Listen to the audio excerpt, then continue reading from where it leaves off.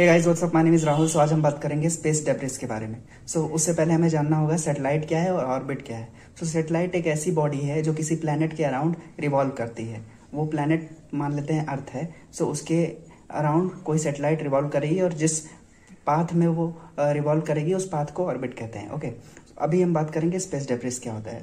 हम बहुत सारी सैटेलाइट्स लॉन्च करते हैं, जैसे इंडिया लॉन्च करता है, अमेरिका, बहुत सारे देश सैटेलाइट्स लॉन्च करते हैं। इसका कारण ये है कि सैटेलाइट्स मदद करते हैं इंटरनेट कनेक्टिविटी में, जीपीएस में, लोकेशन बताने में, वेदर फोरकास्टिंग में, मिलिट्री यूज़ के लिए या फिर डिजास्टर मैनेजमेंट के लिए ये सैटेलाइट्स काम आती हैं। इस वजह से सैटेलाइट्स को छोड़ा जाता है कि अर्थ के अराउंड रिवॉल्व करेंगी और किसी भी एरिया के बारे में हमें इंफॉर्मेशन देंगी। ओके, तो बहुत सारी सैटेलाइट्स लॉन्च हुई हैं 1950 से लेकर के अभी तक हज़ारों सैटेलाइट्स लॉन्च होती हैं हर साल। ओके, इसकी वजह से जब सैटेलाइट्स लॉन्च होती हैं किसी लॉन्च व्हीकल पे, यानी कि रॉकेट पे सैटेलाइट्स को लॉन्च किया जाता है, तो किसी ऑर्बिट में रिवॉल्व करती हैं। और अर्थ के एटमॉस्फेयर से अगर हम बहुत दूर उसे लॉन्च कर देंगे, हज़ारों किलोमीटर दूर या 2000 किलोमीटर फॉर एग्जाम्पल, तो क्या होगा कि वो अपना टाइम पीरियड ख़त्म करने के बाद में, मतलब अगर मान लेते हैं सैटेलाइट डेड हो गई कुछ सालों के बाद, तो फिर वो ऐसे रिवॉल्व करती रहेगी और ऐसे ऐसे करके बहुत सारी सैटेलाइट्स हो जाएंगी।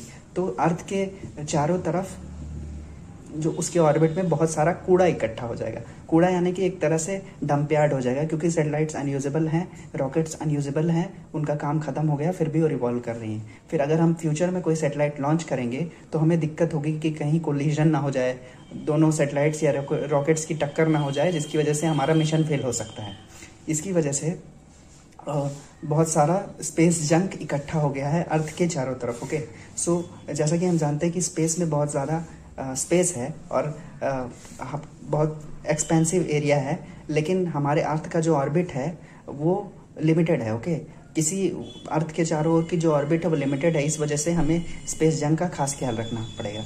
विश्व यूनिवर्स तो बहुत बड़ा है, लेकिन अर्थ की जो ऑर्बिट है, अर्थ के जो चारों तरफ जो एरिया है जहाँ पे सैटेलाइट रिवॉल्व करेगी, वो एरिया लिमिटेड है। इसकी वजह से हमें प्रॉब्लम से डील करना होगा, जो कि स्पेस जंग का प्रॉब्लम है। ओके, तो एक साइंटिस्ट थे डोनाल्ड केस्लर, उन्होंने कहा था कि अगर हम इसी तरीके से सैटेलाइट्स लॉन्च करते रहेंगे और वो रिवॉल्व करती रहेंगी और अनयूज्ड भी वेस्ट मटेरियल की तरह घूमती रहेंगी, तो एक टाइम ऐसा आएगा कि जब आप फ्यूचर में सैटेलाइट्स लॉन्च करेंगे तो वो जा करके पुराने जो कूड़े, एक तरह से वेस्ट सैटेलाइट और रॉकेट है, उससे लड़ जाएंगी और एक तरह से वो चेन रिएक्शन हो जाएगा कि बहुत सारे एक दूसरे से लड़ भिड़ के सैटेलाइट्स और रॉकेट्स के बहुत सारे टुकड़े हो जाएंगे।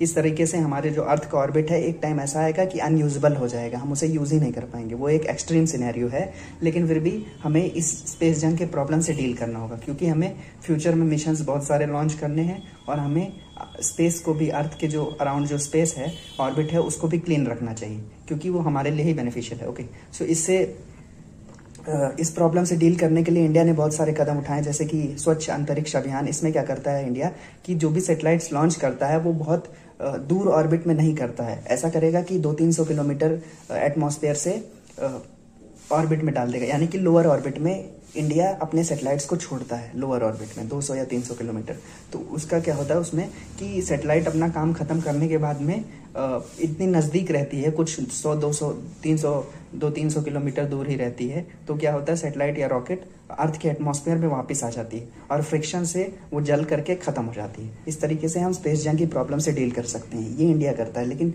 बाकी सब देश जैसे कि अमेरिका, रशिया, चाइना, ये सब नहीं करते हैं। इसकी वजह से बहुत ज़्यादा स्पेस जंग इकट्ठा हो गया है, एक तरह से गार्बेज, एक तरह से डंप यार्ड पूरे अर्थ के ऑर्बिट में हो गया है।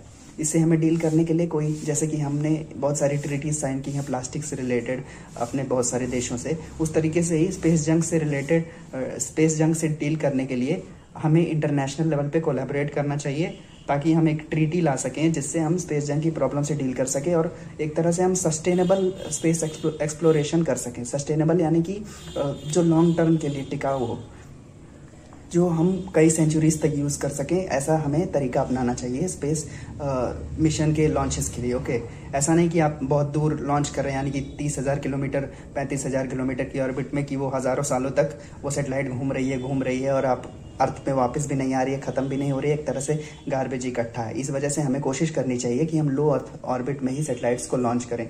इस तरीके से हम स्पेस जंक की प्रॉब्लम से डील कर सकते हैं। Okay, so these were the few things about how to deal with the problem of space junk. I have understood it. Thank you so much for watching. Please like and subscribe.